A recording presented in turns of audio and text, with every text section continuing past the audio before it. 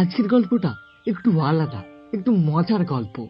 গল্পটা শুনলে অবশ্যই ভালো লাগবে। গল্পের নাম আমার প্রথম কুমড়া চুরি। আনন্দ, দুষ্টুমি আর ছোটবেলার স্মৃতি ভরা গ্রামীণ কাহিনী।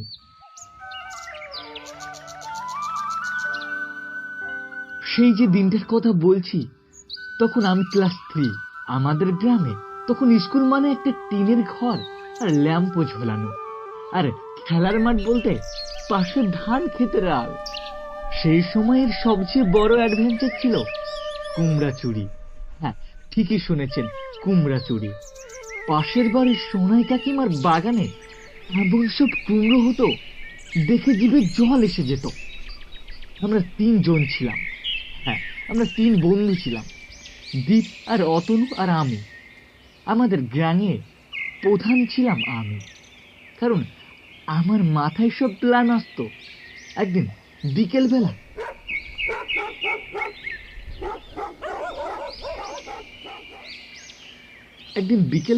স্কুল থেকে ফিরে এসে বললাম, চল অতনু, আজ একখানা কুমড়া নিয়ে আসি। রান্না করবো না, খালি ভাগ্য পরীক্ষা করবো। দীপ বলল, ধরা পড়লে মা মেরে ছাল ছাড়িয়ে দেবে। আমি বললাম, ভয় পাস না, আমি আছি। অপারেশন কুমড়া চুরি শুরু হবে সন্ধ্যার পরে।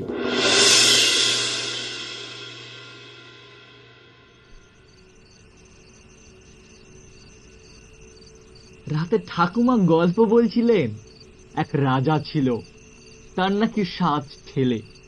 আর আমি শুনছি বটে, কিন্তু চোখ একেবারে ঘড়ির কাঁটার দিকে।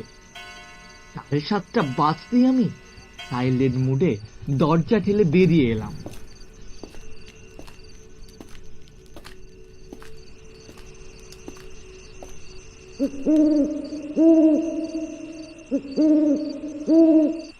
বাগান তখন অন্ধকার, চাঁদের আলোয় কুমড়োগুলি সোনার মতো জ্বলছে।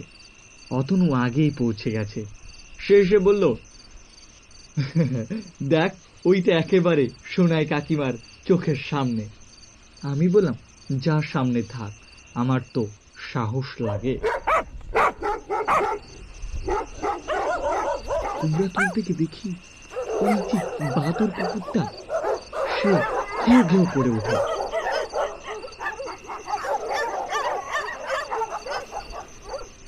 আমরা 2 জন এমন দৌড়ালাম যে আমার তো পায়ে জামাই খসে পড়ে যাচ্ছিল।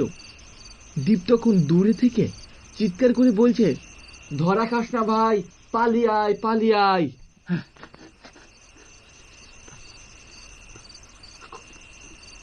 শেষমেশ একখানা কুমড়া নিয়ে আমরা অতনুদের গোয়াল ঘরে বসে কেটে দেখি ভেতরে পাকা। আমি বললাম, এটাই তো আমাদের জীবনের প্রথম সাফল্য। তারপর আমরা ভাগ করে খেলাম না, কেটে শুকিয়ে মুখিয়ে লাগিয়ে নিলাম, এমন ভাব যেন যুদ্ধ থেকে ফিরছি।